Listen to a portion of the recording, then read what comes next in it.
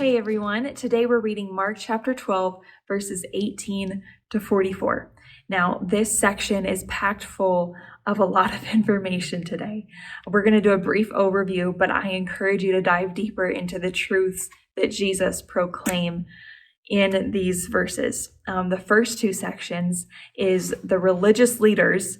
They are posing questions and posing scenarios to Jesus as a way to trip him up, as a way for him to try to make him make a mistake so that then they can show the people that Jesus isn't who he says he is. But Jesus sees right through them. And the first example, I encourage you to read it. We're not going to talk about it here, but he sees right through them and points the finger back at them and says, if you're asking me this question, then you don't understand the law, you don't understand the scriptures, nor do you understand the power of God. And that was a mic drop response to the religious leaders. But then they go on, and a man notices, one of the religious leaders has been watching this conversation unfold, and he poses another question to Jesus. And he says, of all the commandments, which is the most important? And he's asking this to trip Jesus up as a way to say, no matter what Jesus' response is, he's going to either undervalue some portions of the law or he's going to overvalue some portions of the law. And in the religious leader's mind, he's like, Jesus can't win.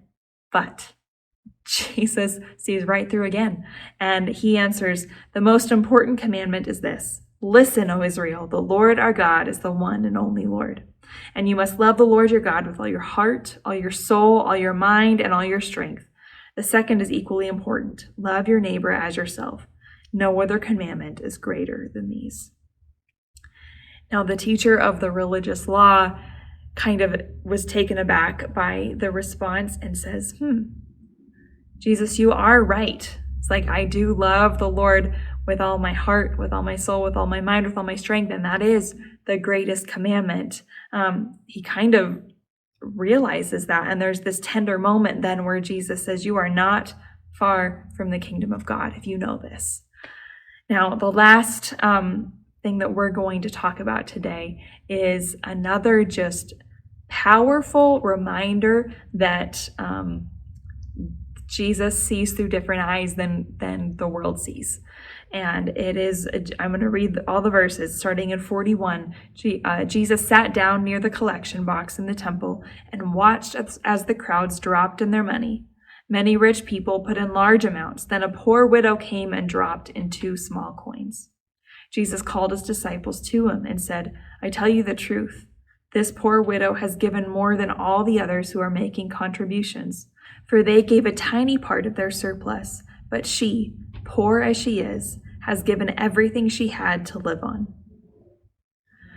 So Jesus is seeing these people bring their offerings forward, and he notices that there's this widow who brings an offering forward, and a widow at that time would not have had much to live on at all because the husband supported the family.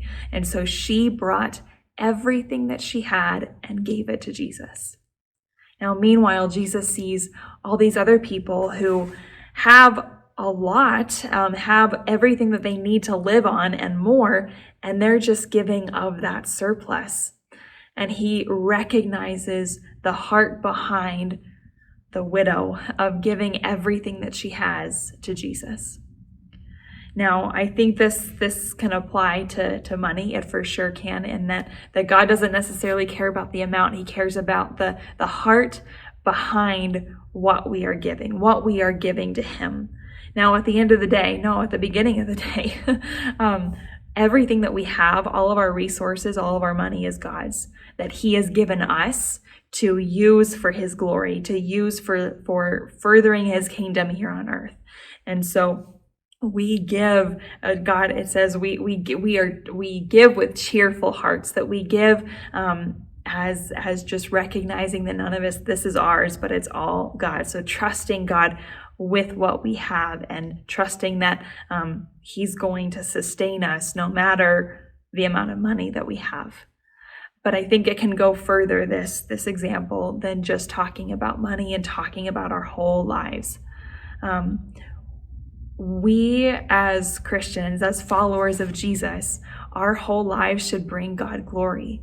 Our whole lives, I love it being said that we live to worship God. We live to lay ourselves down at the feet of Jesus as an offering to him, for him to use to further his kingdom, to bring the good news of him to more people all over the world.